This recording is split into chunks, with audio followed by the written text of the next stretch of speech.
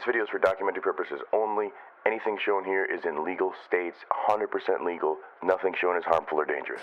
Gas. What is it? Now, the new generation seems to call it anything that's loud or good or quality. But gas back in my day, and even pre my day, was always that fuely, funky, skunky, armpity, just absolutely obnoxiously dank. Now in this video, I'm going to break down why sour diesel is so iconic, why it's one of my favorite genetics, and we could potentially figure out maybe some truth to where the history comes from. Stay tuned. Like we always do about this time. Now, if you're new here, my name is Rob and we talk all things herb. Today in particular, we're going to be going over why I love sour diesel, the history of it, and how I think I may be potentially able to find it in today's market. Now, sour diesel comes with a lot of history, and there's a lot of different stories out there that kind of go over where this came from. And some have more legs than others, as where some just seem a little bit far-fetched. However, the actual story seems to be the craziest one of all. We're going to touch on the lineage a bit and how this became a popular genetic today, and where it may be now in this murky, muddy, sugar-coated market. But real quick, shout out to the sponsors who help pay the bills around here. Now, if you're starting fresh or leveling up your grow, AC Infinity has kits that make it easy. Their all-in-one grow systems come stacked with nearly everything you need, from tents, lights, fans, filters, the whole setup essentially, dialed in and ready to go. At the heart of it all, the controller AI managing your entire environment in real time with smart automation leaves no guesswork, keeps things consistent, and is efficient results every time. And when you got that dialed in and it's time to pop those beans, Seedsman's got your back. From classics to heat you may have never even heard of. Their selection runs deep with trusted breeders and even their own genetics. And you could even save some money and help the channel by using discount code CLtv at checkout or CLtv AC10 over on Amazon. Before we even talk about sour diesel, you gotta understand what Chemdog was of the culture. And this wasn't just another 90s stony strain, this was the strain that defined loud, gassy bud at the time. Chemdog became apparent to iconic lines like OG Kush, Stardog, and of course, sour diesel.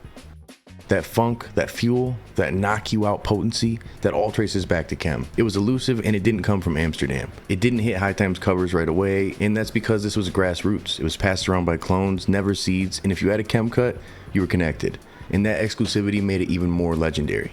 Now, Chem started as word of mouth. You had to know somebody. And if you did know somebody, they weren't just handing you a pack of beans, they were handing you a cut, if you were lucky. And that cut got passed around like holy scripture. It didn't take long for Chem to be the donor of breeding. You start seeing its fingerprints on OG Kush, Sour D, Stardog, Headband, and even all the way into strains like Gorilla Glue. Hell, even some newer ones with like heavy Z crosses, they have roots that do go all the way back to Chem. Now, let's rewind to the summer of '91. The Grateful Dead are on tour, and if you know anything about that scene, you know that it's not just a regular show. It's not just on stage. There's also a show in the parking lot potentially. And that's where the magic happened. Head stash everywhere. People slinging glass, grilled cheese, acid, and of course, top shelf bud. Before top shelf was even really a thing. In that sea of deadheads at the Deer Creek Amphitheater in Indiana, there was an 18-year-old kid from Massachusetts named Greg Krasinowski, later known as Chemdog. And he's doing what a lot of people were doing. He was just trying to score some great bud. He definitely finds it. Two growers, Joe Brand and Mike P. Budney, are selling a strain that they call Dog Bud. And now keep in mind, this was indoor bud in '91, so that alone made it pretty rare. And it wasn't just clean and well manicured, it was extremely loud. Greg sparked it and it just hit like jet fuel.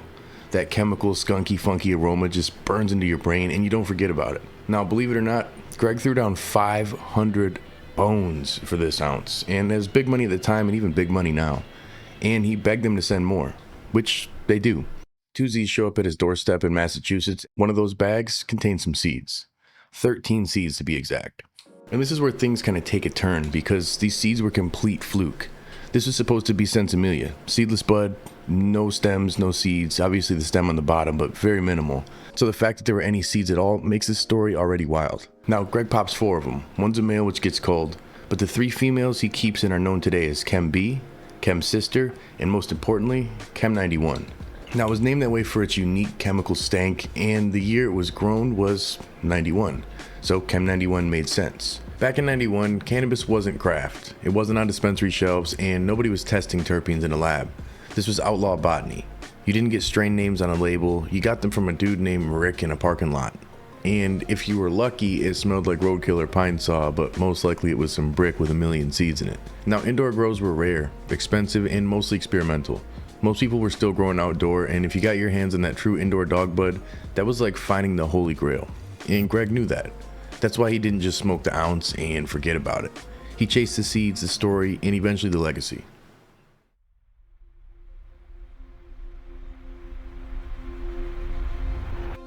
Now here's where the Sour Diesel story truly starts to take shape.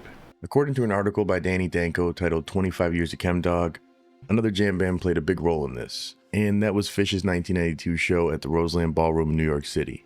That's where Greg and a guy named Weasel allegedly first met, and that's where they exchanged Chem 91 for Weasel's RFK strain. Person that you got it from, say like Chemdog, right? Yeah. It's like, I don't want you to give this out. Don't give it out. Yeah. So then I'm trying to hold word with this person, but this person over here, yo, you got that? Can I get that? Come on. Yeah. I'm your friend. Yeah, friend. Exactly. Yeah. You just That's the Albany crew that came up with Diesel. Definitely. That's interesting. Okay, cool. So so is that Joe's crew? The Albany crew?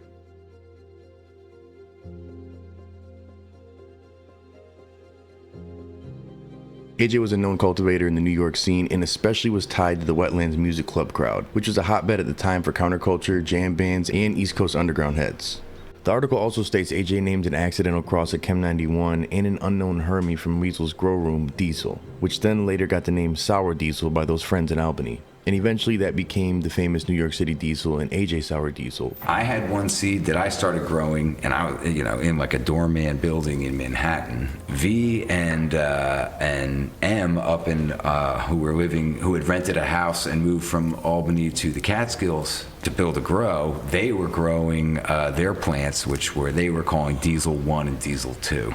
When you talk to them, they think they think Diesel 2 pollinated Diesel 1, despite that they were both females, because Diesel 2 had a couple tendency to make male flowers, and it was from a Diesel 1 harvest somewhere in the Catskills. A couple or 2 or 3 other seeds were born, and it was one of those seeds that became the Sour Diesel. But was it actually just a phenotype of Chemdog? So I decided to call it the Diesel because I just didn't want to. It was such a good thing, and I didn't want it to be spoiled by the fact that it had the word chem in it, because people thought that chemicals. People were treating weed with chemicals. So we called all the iterations that came out of Chemdog Diesel, because people were like fanatical and crazy. They're like, I want the Diesel. I want the Diesel. So. You didn't bother explaining, this is a seed of the Diesel. You're like, does it have that gas smell? This is the Diesel? Oh, this is what I want. So I called it the Diesel. It was the Albany kids who, when one of the Albany kids used a bucket, allegedly, I wasn't there, that had a number 5 on it, and it had been labeled our Diesel, because it was like the 2 guys from the Catskills. It was there. This is our Diesel. Because we made these seeds from Diesel 2 and Diesel 1, right? So this is our Diesel. And but someone who was visiting the grow saw that there was like a 5 on the bucket, and then it said our Diesel, and the guy said, what's Sour Diesel? And that's literally how it was named. That's amazing. I wasn't there, but that's the story. That's the first-hand story of how it all played out. The name fits. It smelled like straight up fuel with a citrus twist, and almost instantly it was a hit. It started making waves in the tri-state area. But as with any strain that starts getting a buzz, things kind of start to get messy.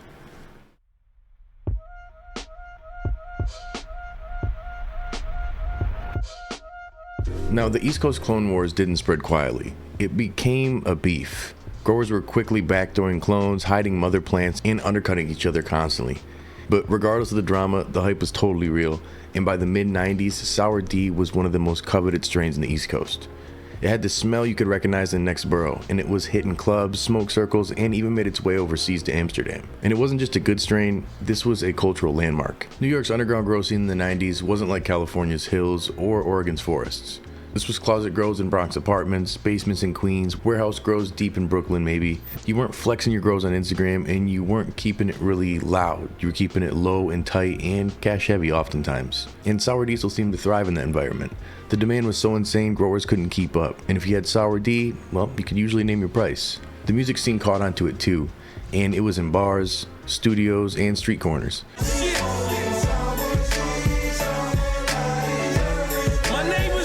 And this wasn't some made up hype, this was legitimately the market pull. It was built off smell, taste, and even the street legend. Even folks who weren't growers knew sour diesel meant fire. Now, is it a cross or just a lucky pheno? Now that is the $1 million question in my opinion. What exactly is sour diesel?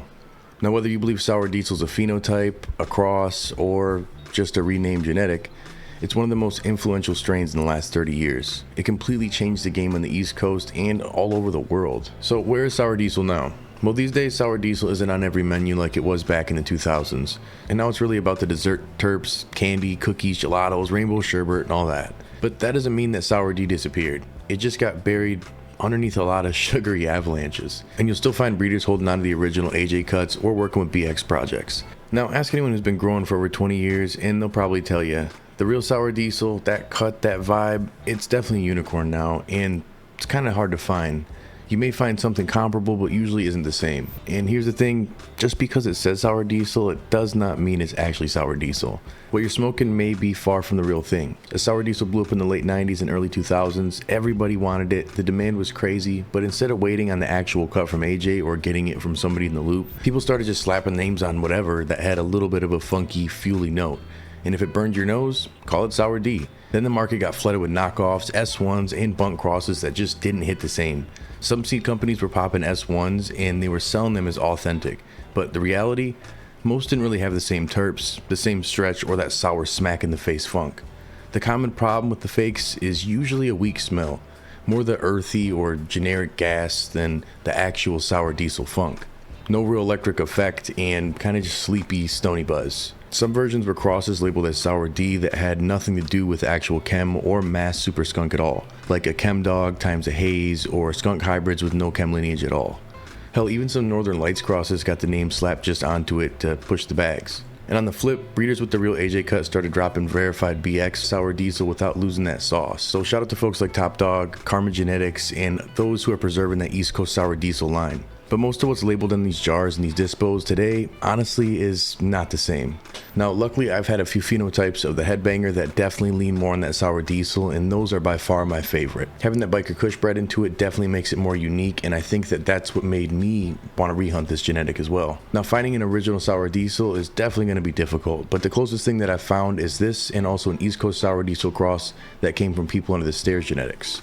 So if we can find something similar and we can harness this and keep this in the game, I definitely recommend that you do this. I know that's what I'll be doing myself. Now, sour diesel is part legend, part myth, and all history. And I really think that honestly, it's one of the most influential genetics that we may have ever had. Now, is sour diesel Chemdog, or is it a version of Chemdog? Potentially. That's one that honestly I'm not 100% on. After diving deep into these stories, it seems like it may potentially just be a phenotype, or it may be a bat cross, or it may be an accidental project that happened from a hermaphrodite. Now honestly, I'm not 100% sure, but what I do know is I'm going to be hunting this one consistently until I find that flavor I'm after. And it does seem like that headbanger is the closest thing that I've found to it since maybe the early 2000s when I first started growing. Now, if you've had any experience with some actual sour diesel or something that's as close to the original, let me know below in the comment section, share it with your fellow grower, and maybe we could help bring this dank back. I appreciate you guys so much for watching videos like this. If you want to see more content like this, let me know below in the comment section, hit that like button, and if you dug this, you'll really like this video as well.